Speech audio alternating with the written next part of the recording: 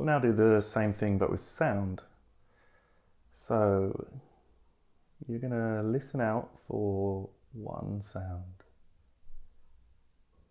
Even if you're in a silent room, you'll probably be able to hear one sound. So scanning the sound horizon and just trying to pick one out to focus on.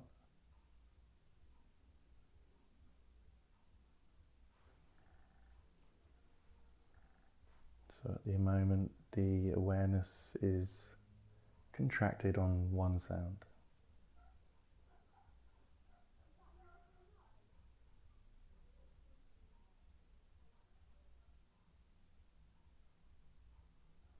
Okay, can you now try and have all the sounds coming into your consciousness, or rather your consciousness going to all of the sounds?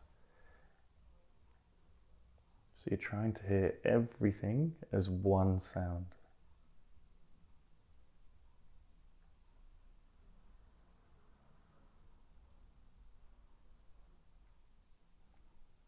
Notice how your consciousness maybe goes to if there's a louder sound than the others. So you're just observing these things and then bringing it back to that one sound that you're experiencing.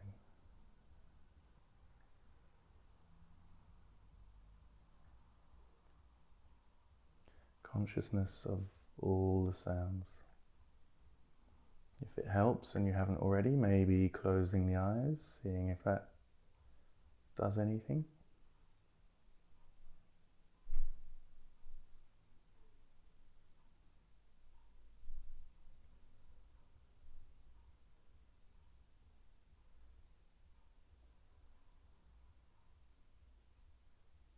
Okay, and then relaxing your focus.